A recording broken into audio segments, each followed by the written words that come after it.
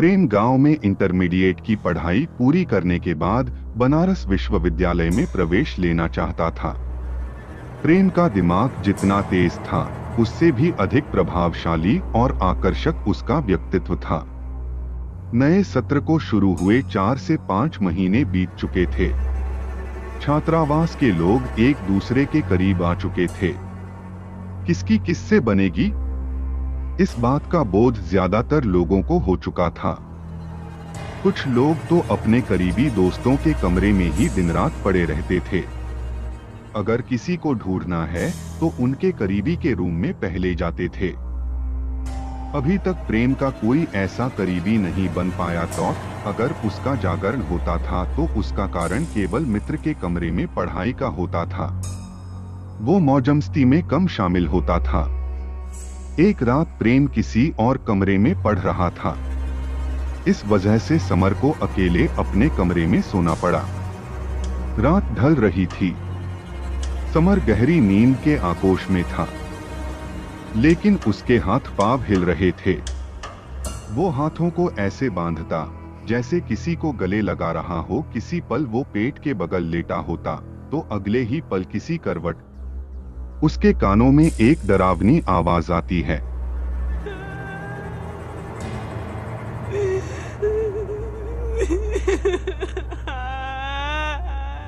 कोई डरावने स्वरों में बोलने का प्रयास कर रहा था। कोट चले जाओ, बीच में मत आओ, वो मेरा प्रेम है। जब ये सब अपनी चरम सीमा पर पहुंच गया, तब समर को सपने में भी बजरंग बली की याद आई और वह उठकर बैठ गया। जैसे उसने कोई बुरा सपना देखा हो। माथे से टप टप पसीना टपक रहा था। धड़कनें तेज थीं।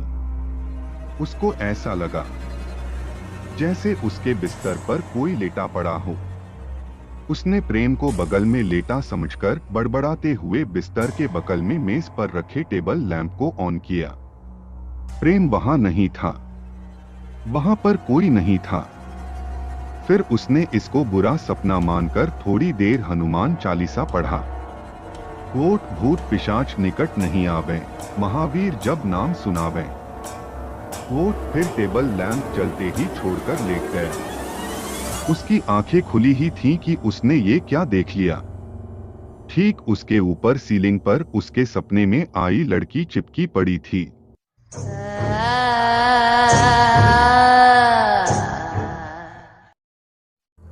लेकिन सपने जैसी सुंदर नहीं थी।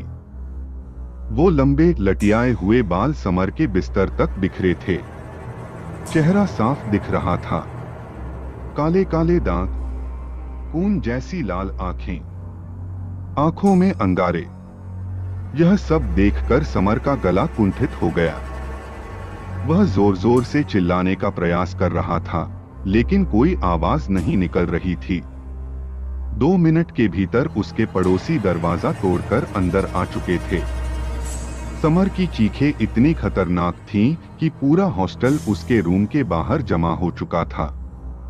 उसके पास पहुंचने के बाद भी उसका चिल्लाना बंद नहीं हुआ। अरे कोई बचा लो रे! ए भाई! ओ भाई साहब! दूसरे छात्र जैसे तैसे उसको होश में लाए। सबकी जगते हुए बाकी की रात बीती। समर ने सुबह होते ही प्रेम को सारी बातें बताई और एक साथ कमरा बदलने के लिए बोला। प्रेम को समर की कथा मनगढ़ंत लगी। उसने तनिक भी विश्वास नहीं किया। प्रेम उसी कमरे में रह गया। समर उस कमरे से दूर वाले कमरे में हमेशा के लिए चला गया। अब प्रेम उस कमरे में अकेले रहता था। क्योंकि उसका कोई करीबी दोस्त नहीं था, इसलिए अक्सर वो अपने कमरे में ही सोता था। उसके साथ भी वही प्रकरण शुरू हुआ जो समर के साथ हुआ था।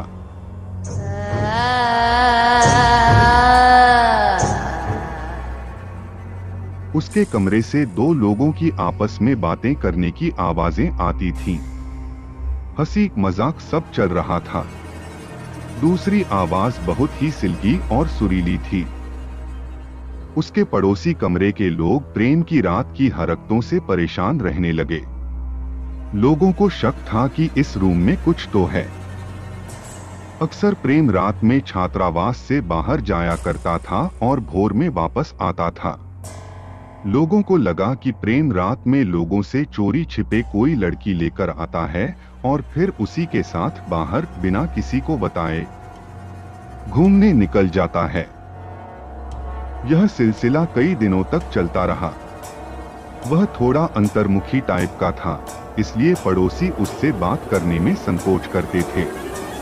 प्रेम की रात वाली गतिविधियां सारी मर्यादाओं को लांघ चुकी थी। एक रात सारे पड़ोसी प्रेम को रंगे हाथों पकड़ने के लिए उसके रूम पर धावा बोल देते हैं। .1BSP प्रेम गहरी नींद में था। अचानक दरवाजे पर शोर सुनकर उसकी नींद टूटी और उसने दरवाजा खोला। लोग उससे बिना कुछ पूछे उसके रूम में घुस गए। बहुत ढूंढे पर कोई लड़की नहीं मिली। फिर सब लोगों ने प्रेम को लेकर अपनी आपबीती सुनाई। लड़की से बात करने की सुरीली आवाज, प्रेम का काली रातों में बाहर जाना और भोर में लौटना इत्यादि। प्रेम बड़ा असमंजस में था, क्योंकि ये सारी चीजें उसने सपने में देखा था। लेकिन उसके सपने के बारे में औरों को कैसे पता चला? यह बात उसको खटकी। उसके रोज के सपने में एक ही लड़की कैसे दिख सकती थी? वही खूबसूरत चेहरा जिसके बगल में वो कभी मणिकर्णिका घाट पर बैठता था तो कभी दशाश्वमेध घाट पर। उसका गंगा का पानी छूना, एक दूसरे पर पानी फेंकना। वो उसी लड़की को देखने की इच्छा मन में लिए क्यों सोता था? क्या उसको उस सपने वाली लड़की से प्यार हो गया था? इन सब सवालों का जवाब प्रेम की नास्तिकता के परे था। उसके पड़ोसी उसको अपना ध्यान रखने और सजग रहने की नसीहत देकर अपने अपने रूम में चले गए। अगली रात सोने से पहले प्रेम थोड़ा भयभीत था। वो सोच ही रहा था कि आज सपने में उस लड़की को न देखूं, तभी वही खूबसूरत लड़की उसके बिस्तर पर बैठी मिली। साक्षात प्रकट। प्रेम, ये जो तुम देख रहे हो वो सपना नहीं है। मैं सच में तुमसे प्यार करती थी और करती हूँ। लड़की ने बोला, मैं हरदम तुम्हारे साथ रहती हूँ, तुम्हें अकेला कभी नहीं छोड़ती हूँ। प्रेम डर के मारे कुछ भी नहीं बोल पा रहा था। लड़खड़ाते हुए उसने बोला, मुझे छोड़ दो, मैंने क्या बिगाड़ा है तुम्हारा? तुम मेरा नाम कैसे जानती हो? तुम मेरे प्रेम हो। मैंने बरसों तुम्हारा इंतजार किया है। लड़की ने बोला, मेरी शादी तय हो गई है। लड़का, इस बात को सुनकर लड़की अपने खूंखार रूप में आ जाती है। वही रूप जो समर ने देखा था, बस इस बार उसके आंख, नाक, कान से खून ही खून बह रहा था। जैसे उसका गुस्सा खून के रूप में फूटा हो। तुम मेरे ही रहोगे, किसी और के नहीं हो सकते हो, मैं होने नहीं दूंगी।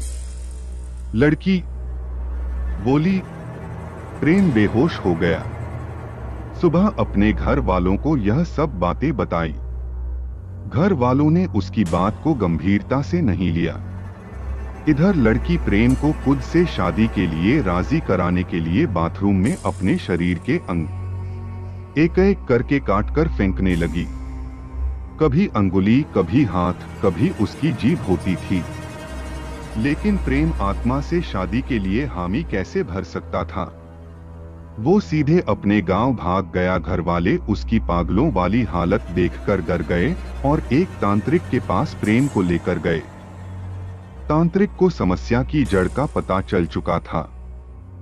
लड़की को किसी प्रेम नाम के लड़के से प्यार हुआ था।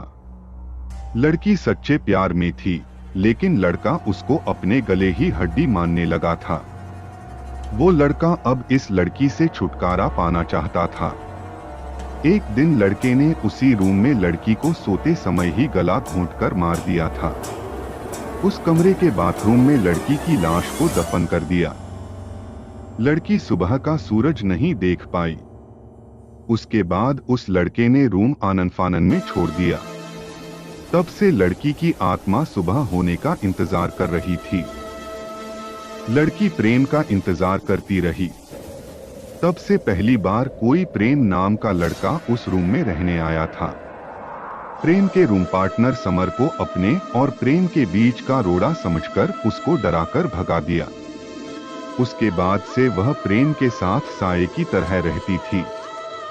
जो भी हुआ था, तांत्रिक को लड़की की आत्मा को मुक्ति दिलानी थी। तांत्रिक, प्रेम और प्रेम के पिता छात्रावास पहुंचे। वो कुछ मजदूर भी अपने साथ लाए थे। महामृत्युंजय मंत्रोच्चार के बीच प्रेम के रूम के बाथरूम की खुदाई की गई। वहां पर एक लड़की का कंकाल मिला। कहीं न कहीं प्रेम भी सपने वाली लड़की से प्यार कर बैठा था। अपना फर्ज समझते हुए लड़की की आत्मा को आजाद करना चाहता था। प्रेम उन अस्थियों का मणिकर्णिका घाट पर पूरे रीति रिवाजों के साथ दाह संस्कार करता है। वो खूबसूरत लड़की प्रेम के सपने में फिर कभी नहीं आई। प्रेम कभी कभी उसको सपने में देखना चाहता था, लेकिन वो दूर अपनी किसी दूसरी दुनिया में जा चुकी थी।